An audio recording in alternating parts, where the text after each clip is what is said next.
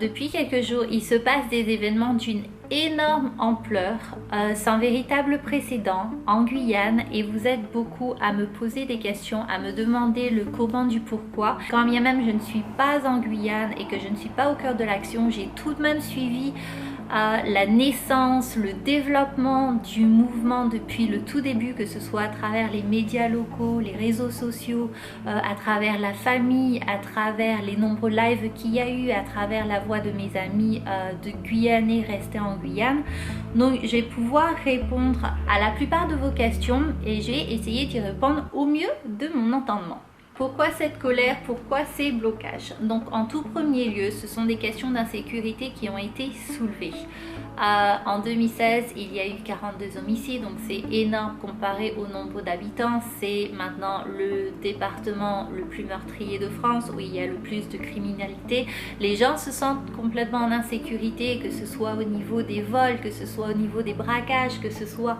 Enfin, pour tout et pour rien, maintenant, ils considèrent que en plus de voler, ils se font tuer. Donc c'est un ras-le-bol à ce niveau-là. Maintenant, ils demandent à ce qu'il y ait des effectifs et que des solutions soient apportées dans ce domaine-là.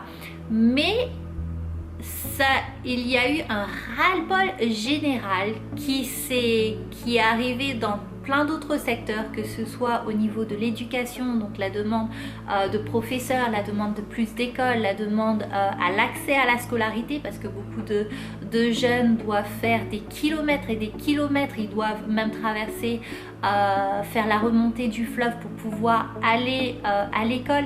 Donc il y a tout un tas de problèmes à ce niveau-là, que ce soit au niveau d'une vraie politique de santé, que ce soit le chômage. Donc les chiffres du chômage sont énormes, donc il y a beaucoup de jeunes, mais il n'y a pas de travail. Donc que ce soit au niveau de l'accès à l'eau potable, que ce soit au niveau de l'agriculture, que ce soit au niveau de l'économie. En parlant de l'économie, la Guyane est supra en retard au niveau de son développement, et pourtant c'est le département à partir duquel on envoie la fusée. Donc la fusée décolle, mais la Guyane reste au sol.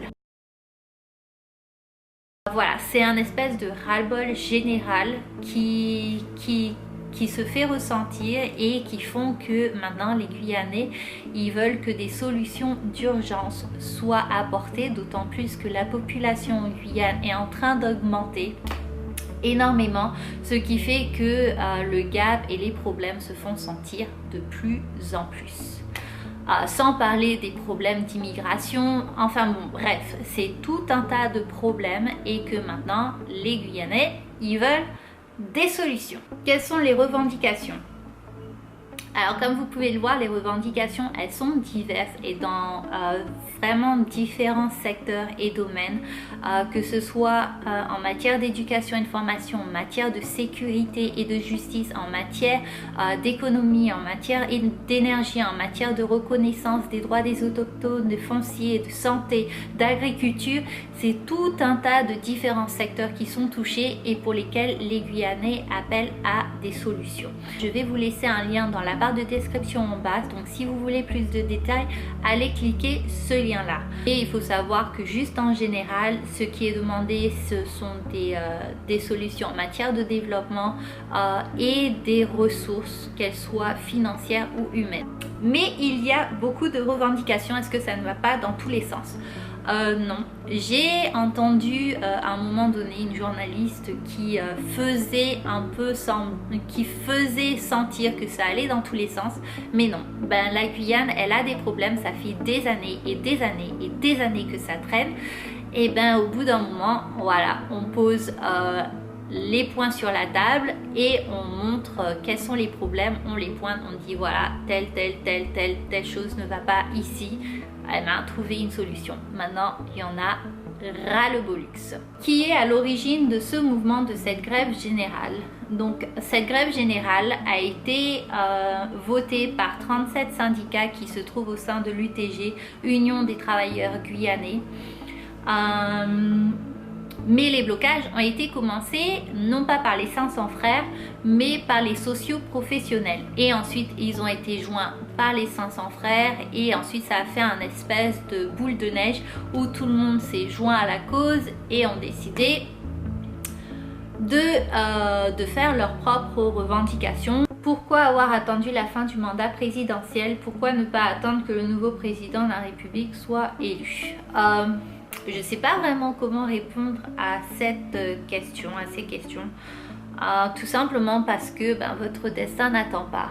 Et également, le président François Hollande avait promis un pacte de l'avenir qui prévoit un plan de financement de 500 millions d'euros sur 10 ans pour la Guyane. Et cette promesse avait été faite fin 2013, n'a pas été signée, n'a pas été adoptée. Et donc du coup, les Guyanais considèrent qu'il est temps de leur mettre un peu la pression de manière à ce que les choses avancent à ce niveau-là. Et puis, au final, c'est un bon moyen aussi de se mettre en lumière au niveau au regard des nouveaux des candidats à la présidence, de manière à ce que la cause de la Guyane soit prise en compte. Je veux vous parler de la Guyane. Ce qui se passe en Guyane, en effet, depuis plusieurs jours, est grave. C'est à la Guyane française à laquelle nous adressons un immense... Donc je sais pas vraiment comment répondre à cette question-là, mais la seule chose que je peux dire, c'est qu'au bout d'un moment, voilà, quand vous avez attendu des années, on vous dit oui, vous pouvez attendre encore quelques temps, et non, vous pouvez pas parce que y en a marre. Voilà, c'est tout. Qu'est-ce qui a soudainement déclenché ce mouvement?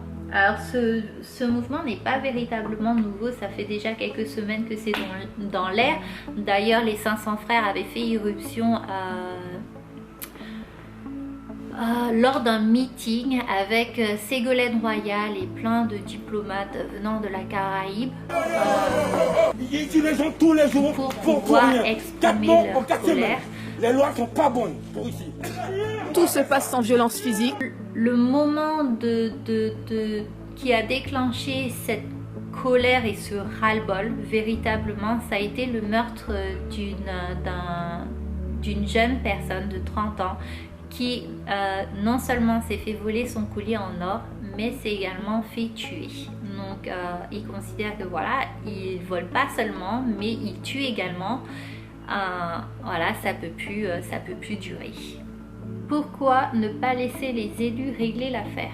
Parce qu'ils considèrent que la voix des élus ne s'est pas fait entendre. Donc peut-être que si la population se soulève et font leurs revendications, à ce moment-là, ils attireront l'attention. Qui sont les 500 frères? Donc c'est un groupe de citoyens guyanais qui se sont formés à la suite du meurtre dont j'ai parlé précédemment, du jeune qui s'est fait voler sa chaîne en or mais qui s'est fait également tuer. Donc ce sont des citoyens qui en ont marre de cette insécurité et qui veulent maintenant lutter contre cette insécurité et provoquer la discussion et trouver des solutions. Pourquoi sont-ils cagoulés? Sont-ils dangereux? Donc non, ils ne sont pas dangereux. Ils l'ont fait savoir à plusieurs reprises, que ce soit dans des interviews, que ce soit dans des meetings, etc., etc. Ils ont fait savoir que c'est un mouvement pacifique, qui veulent juste trouver des solutions, provoquer la discussion, mais dans un environnement non violent. D'ailleurs, ils ont un logo qui montre bien les armes non pas levées mais baissées. Pourquoi sont-ils cagoulés? J'ai pu relever deux différentes réponses. C'est celle de la sécurité, pour la sécurité de ses membres. On est simplement des jeunes Guyanais responsables, des pères de famille, des fils, des frères, ce que vous voulez, qui ont pris l'initiative de prendre des risques, parce que c'est risqué. Et j'ai relevé également une autre raison qui est celle de vouloir marquer les esprits, parce que pour pouvoir faire parler de soi au niveau national, il faut à un moment donné pouvoir le faire de manière non conventionnelle, ce qu'ils ont fait, et ça a plutôt apparemment bien réussi, sauf que ça a été interprété de la mauvaise manière, mais ils ont considéré que quitte à s'excuser par la suite, ils préfèrent le faire de cette manière pour pouvoir marquer les esprits. Accepte-t-il de parler à visage découvert avec les autorités? Alors oui, ils l'ont fait à plusieurs reprises, que ce soit lorsqu'ils parlaient avec les représentants locaux ou lorsqu'ils étaient interviewés devant les médias. Les représentants de ces groupes-là ont parlé à visage découvert. C'est vrai qu'ils ne l'ont pas fait à chaque fois, mais la plupart, et et ça n'a pas l'air d'être un problème pour eux de parler à visage découvert, en tout cas en ce qui concerne les représentants de ce groupe, les représentants avec lesquels les autorités négocient, parlent, coopèrent, etc. Nous bon qu'est ça.